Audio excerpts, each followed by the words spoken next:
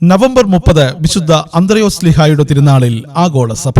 യോനായുടെ മൂത്തപുത്രനായ അന്ത്രയോസ് ഗലീലിയിലെ ബെത്സയിദയിലാണ് ജനിച്ചത്. പത്രോസ് ലീഹായുടെ ജ്യേഷ്ഠനാണ് അന്ത്രയോസ്. രണ്ടുപേരും സ്നാപക യോഹന്നാന്റെ ശിഷ്യന്മാരെ ജീവിതം ആരംഭിച്ചു. പിന്നീട് രണ്ടുപേരും ഈശോയുടെ ശിഷ്യന്മാരായി മാറി. സുവിശേഷങ്ങളിലുള്ള അപ്പോസ്തലന്മാരുടെ പേരുകളിൽ ഒന്നാമന്റെ പേര് പത്രോസിന്റേതാണ്. തൊട്ടടുത്ത് അദ്ദേഹത്തിന്റെ സഹോദരൻ അന്ത്രയോസ് വരുന്നു. അപ്പോസ്തല പ്രമുഖനായ പത്രോസിന്റെ പിറകിൽ അജ്ഞാതനായി ശാന്തനായി അദ്ദേഹം ജീവിച്ചു. വേദപുസ്തകത്തിൽ അന്ത്രയോസ് ലീഹായുടെ ചരിത്രം തുച്ഛമായി കാണാറുള്ളൂ. ഒരു ദിവസം ഈശോയോടുകൂടെ താമസിച്ചതിനു ശേഷമാണ് അന്ത്രയോസ് ഈശോയുടെ ശിഷ്യനായത്. അനന്തരം അദ്ദേഹം അനുജനെ കണ്ടപ്പോൾ ഞാൻ മിശിഹായെ കണ്ടു എന്ന് പറഞ്ഞു. അന്ത്രയോസ് ശിമയോനെ ഈശോയുടെ അടുക്കൽ കൊണ്ടുപോയി പരിചയപ്പെടുത്തിയെന്ന് നാം വചനത്തിൽ വായിക്കുന്നു. വിജന സ്ഥലത്ത് വെച്ച് 5000 പേർക്ക് ഭക്ഷണം കൊടുക്കാൻ ആലോചിച്ചപ്പോൾ ഫിലിപ്പ് അത് അസാധ്യമെന്ന് അഭിപ്രായപ്പെട്ടു. പക്ഷേ അന്ത്രയോസ് പറഞ്ഞു, ഇവിടെ ഒരു ബാലന്റെ അടുക്കൽ 5 അപ്പവും 2 മീനുമുണ്ട്.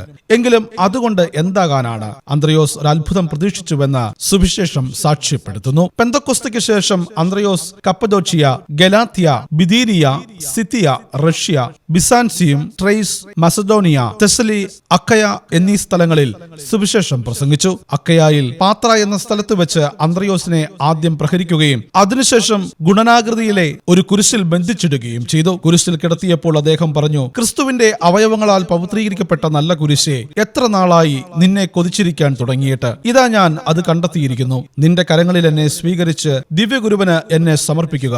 നീ വഴി എന്നെ രക്ഷിച്ചവൻ നിന്നിൽ നിന്ന് എന്നെ സ്വീകരിക്കട്ടെ. 2 ദിവസം ജീവനോടെ അദ്ദേഹം കുരിശിൽ കിടന്നു. അടുത്തു വന്നിരുന്നവരോട് തന്റെ പീഡകൾ കുറയ്ക്കേണ്ടതില്ലെന്നാണ് അദ്ദേഹം പറഞ്ഞിരുന്നത്. ഒടുവിൽ വിശുദ്ധ അന്ത്രയോസ് ലീഹ രക്തസാക്ഷിത്വ മകുടം ചൂടി. വിശുദ്ധ അന്ത്രയോസ് ലീഹ ഞങ്ങൾക്കു വേണ്ടി പ്രാർത്ഥിക്കണമേ.